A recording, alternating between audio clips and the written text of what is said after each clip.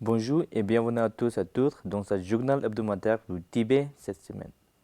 Je suis Pema Tsawang avec une nouvelle édition d'actualité sur le Tibet, sa sainteté, le Dalai Lama et l'administration centrale tibétaine. Voici les titres de cette semaine. Sa sainteté, le Dalai Lama participe à la session de débats d'hiver au monastère de Tashi Lhompo. Les dirigeants tibétains félicitent le président américain Donald Trump et le secrétaire d'État Marco Rubio. Sejong Pemba-Tsiri remercie Urja Zia, coordonnatrice spéciale des États-Unis pour les questions tibétaines. Des experts de l'ONU enquêtent sur la disparition et la détention de 9 Tibétains par la Chine. Sejong Pemba-Tsiri visite le nord-est de l'Inde et met l'accent sur le maintien de l'identité et de l'unité tibétaine. Le ministre Gary Thomas plaide pour le Tibet lors de sa visite au Sénat italien et termine sa tournée européenne. Un officier de liaison chinois assiste au symposium de Zhejiang à New York. Les députés Thubten Wangchen et Thubten Gyatso rendent visite à des Tibétains en Suisse. Le représentant Tsirin Yangye renforce les liens avec le centre du Dharma de Londres. Le représentant Kelsang Gyaltsen Bava participe au 2e forum bouddhiste tibétain de Taïwan.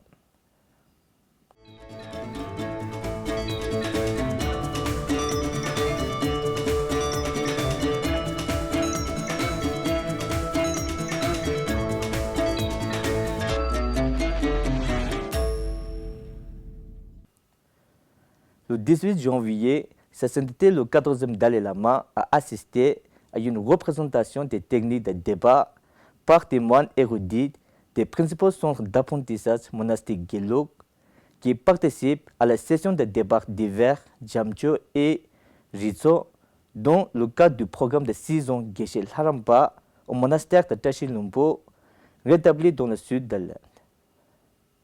Le mot Jamcho fait référence au traité de Maitreya, tandis que le mot Rizzo fait référence aux 6 règles de raisonnement de Nagarjuna.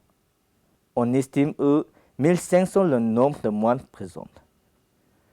Dans une brève allocution prononcée devant l'Assemblée, Sa Sainteté a souligné l'efficacité du débat comme méthode pour surmonter les idées fausses sur la réalité. En outre, Sa Sainteté s'est souvenu de l'époque où il participait au débat lorsqu'il était jeune. Il a encouragé les moines présents à perfectionner leur débat afin d'améliorer leur compréhension de leurs études avec logique et raison. Les 20 et 22 janvier, Sa Sainteté le 14e Dalai Lama a tenu une série d'audiences importantes au monastère de Tashi Lhompo au Balakopi. Le 20 janvier, Sa Sainteté a rencontré les enfants de Karuna Home Phende Gatsel, un centre de réhabilitation pour les personnes ayant des besoins particuliers et accordé une audience aux participants du programme international d'échange de bhikkhus en pali et en sanskrit. Le 22 janvier, Sa Sainteté a marqué une étape historique en rencontrant 20 Khmer de la nonnerie de Namcho Ling, le premier groupe de nonnes de la tradition Nyingma a obtenu le prestigieux diplôme de Khmer, célébrant ainsi leur accomplissement révolutionnaire dans l'éducation bouddhiste. Sejong Pemba-Tsiri et le président Khenpo Sonam Tembe du Parlement tibétain en exil de l'administration centrale tibétaine ont adressé leurs sincères félicitations à Donald Trump pour son investiture en tant que 47e président des États-Unis et à Marco Rubio pour sa nomination au poste de secrétaire d'État. Le président Khenpo Sonam Tembe a exprimé sa gratitude pour le soutien de longue date des États-Unis au Tibet, soulignant son plaidoyer en faveur de la démocratie, des droits de l'homme et de la voie de milieu pour résoudre le conflit sino-tibétain. Il a souligné le partenariat durable entre les Tibétains et les États-Unis et exprimé son optimisme quant à la poursuite de la collaboration sous la direction du président Trump. Sejong Pemba-Tsiri a reconnu l'engagement du président Trump en faveur des valeurs démocratiques mondiales et l'a remercié pour son rôle dans l'avancement de la cause tibétaine en particulier avec la signature de la loi de 2020 sur la politique et le soutien au Tibet au cours de son premier mandat. Il a également félicité le secrétaire Rubio, reconnaissant son plaidoyer pour le Tibet et sa profonde compréhension du conflit sino-tibétain. Les deux dirigeants ont réaffirmé leur espoir de renforcer les relations entre les États-Unis et le Tibet et souligné le rôle essentiel du leadership américain dans la défense de la liberté, de la justice et des droits de l'homme dans le monde entier. Le 16 janvier, la ministre Thomas Gheri de l'administration centrale tibétaine a rencontré des législateurs italiens, dont les sénateurs Andrea da Priamo et Elena Malvasi, lors de sa visite à Rome. Elle les a informés des questions tibétaines cruciales, notamment des défis environnementaux posés par les projets de barrage de la République populaire de Chine, de la réincarnation de sa sainteté le Dalai Lama et des préparatifs de son 90e anniversaire. La ministre a exprimé sa gratitude pour le soutien indéfectible de l'Italie, tandis que le sénateur de Priamo a annoncé un projet de résolution visant à répondre aux préoccupations tibétaines au sein du Parlement italien. Le 17 janvier, la ministre a tenu des réunions virtuelles et en personne avec des sympathisants dont Filippo Siena de l'Union bouddhiste italienne, soulignant leur contribution à la promotion du bouddhisme tibétain et de la culture tibétaine en Italie. La ministre a conclu cette tournée européenne le 18 janvier en remerciant les dirigeants de la communauté tibétaine et les groupes de soutien pour leurs efforts inébranlables de la défense de la cause. Sejong Pemba Tsering a exprimé sa profonde gratitude à la sous-secrétaire Urza Zia, coordonnatrice spéciale des États-Unis pour les questions tibétaines, pour le soutien indéfectible qu'elle a porté au Tibet durant son mandat. Dans sa lettre, Sejong a remercié l'administration Biden d'avoir donné la priorité aux questions tibétaines, a souligné le rôle clé de Urza Zia dans le renforcement des relations entre les États-Unis et le Tibet et célébrer l'adoption de la loi Resolve Tibet Act comme une étape importante dans le plaidoyer international en faveur du Tibet. Il a salué l'engagement de Urza Zia auprès des dirigeants tibétains, ses visites à Dharamshala et son engagement en faveur de la cause tibétaine qui a insufflé de l'espoir aux Tibétains. Sejong a également salué les contributions des fonctionnaires américains Richard Verma et Kurt Campbell, ainsi que des agences américaines telles que l'USAID pour leur soutien continu. Dans sa lettre à Sejong, le sous-secrétaire Zia a réaffirmé l'engagement des États-Unis en faveur des droits des Tibétains et a fait l'éloge de partenariat avec l'administration centrale tibétaine pour faire avancer des initiatives clés. Elle a évoqué son mandat dans une vidéo dédiée soulignant son dévouement à la cause tibétaine. 9 experts des droits de l'homme des Nations Unies ont fait part au gouvernement chinois de leurs graves préoccupations concernant la détention illégale et la disparition de 9 Tibétains, ainsi que d'autres défenseurs des droits journalistes et activistes au Tibet et au Turkestan oriental. Leur communication, publiée le 14 novembre 2024 et rendue publique le 14 janvier de cette année, met en lumière la répression constante par la Chine de l'expression des droits culturels, religieux et de l'homme par le biais de disparitions forcées et de détentions au secret. Les experts ont demandé des informations sur les sorts des Tibétains, notamment Kori, Tsedo et Tsiringtashi, se sont interrogés sur la base juridique de leur détention. Ils sont également alarmés des rapports faisant état de torture, de traitements inhumains et de décès en détention, comme dans le cas de Chukta. La lettre condamne la répression de la Chine en matière de liberté religieuse, citant des arrestations pour des actes tels que brûler de l'encens ou posséder des images du Dalai Lama. Elle critique également la sinisation de la religion qui comprend la destruction des sites religieux et le déplacement forcé de moines et de nonnes.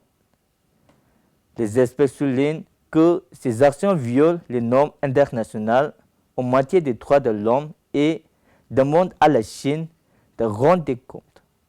La lettre a été signée par des rapporteurs des Nations Unies spécialisés dans des domaines tels que la disparition forcée, la liberté d'expression et la liberté religieuse. Ce Jinping de l'administration centrale tibétaine est en visite officielle du 19 janvier au 5 février à New Delhi et dans les localités tibétaines du nord-est de l'Inde, notamment Dimapur, Darjeeling, Itanagar, Mio, Tezu et Turing. Cette visite vise à renforcer les liens avec les communautés tibétaines, à évaluer les défis et à examiner l'efficacité des politiques existantes. À Dimapur, le Sejong s'est adressé à la communauté tibétaine, saluant son autonomie tout en soulignant l'importance de préserver l'héritage culturel et linguistique tibétain dans un contexte de changement démographique. Il a souligné le besoin d'unité et d'engagement dans la lutte pour la liberté du Tibet en insistant sur le rôle de l'éducation et de la langue dans la lutte contre les politiques d'assimilation du gouvernement chinois. Le Sejong a également fait le point sur les initiatives du Kashab, notamment les projets de numérisation, le renforcement des capacités du personnel et les études démographiques qui ont permis de réaliser des progrès significatifs. Réaffirmant l'importance de la voie du milieu, il a souligné la nécessité d'une navigation stratégique dans la dynamique politique mondiale et de l'unité entre les Tibétains. Lors de son passage à Itanagar, Sejong devrait rencontrer des groupes de soutien au Tibet de l'Arunachal et des bureaux de coordination indo-tibétain afin de discuter des efforts de plaidoyer en cours et des stratégies de collaboration. Le 17 janvier, Tsultim Gyatso, agent de liaison chinois au bureau du Tibet à Washington, D.C., a participé à un symposium marquant le 20e anniversaire de la mort de Zhao Jiang, organisé par la Fondation Hu Zhao et le Parti chinois de la démocratie. Présidé par Hu Ping du printemps de Pékin, l'événement a rassemblé d'éminents intellectuels chinois pour réfléchir à l'héritage de Zhao et discuter des relations sino-américaines et du mouvement démocratique chinois. Dans le cadre du programme de visite périodique du Parlement tibétain en exil, les parlementaires Thubten Wangche et Thubten Gyatso ont entamé leur tournée européenne par une conférence publique en Suisse le 18 janvier. Le représentant Thile Chugye, bureau de Tibet Genève, le président Chorzang Gyatso et le vice-président Kelsang de la communauté tibétaine en Suisse et de Liechtenstein, ainsi que la communauté locale, ont assisté à l'événement. Au cours de l'événement, les députés ont présenté des exposés perspicaces. Le vice-président de la communauté tibétaine a prononcé un discours d'introduction suivi de présentation du rapport par le président de la communauté. Le 21 janvier, le représentant Cyril Yange, qui a récemment pris ses fonctions de représentant de sa sainteté le Dalai Lama à Londres, a visité 3 centres bouddhistes dans le cadre de ses efforts de sensibilisation. Le 11 janvier, elle s'est rendue à Saga Dechen où Lama Jambe Taye et son équipe l'ont accueilli chaleureusement. Les discussions ont porté sur la collaboration en vue de la prochaine année de la compassion de l'administration centrale tibétaine qui marquera le 90e anniversaire du Dalai Lama. Le 16 janvier, elle a visité le Kagyu Samye Dzong avec son directeur Lama Dzangmo afin de discuter des partenariats potentiels pour l'année commémorative. Le 20 janvier, au centre Dharma de Lelong, elle s'est jointe aux prières de lundi et rencontré Maureen Philippe et des moines bouddhistes tibétains afin d'envisager de nouvelles collaborations.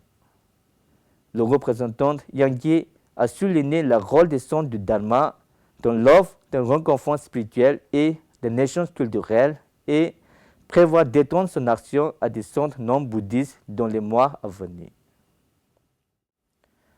Le deuxième forum bouddhiste tibétain de Taïwan, organisé par le Bureau du Tibet, s'est tenu à l'université Xuanzhen les 16 et 17 janvier.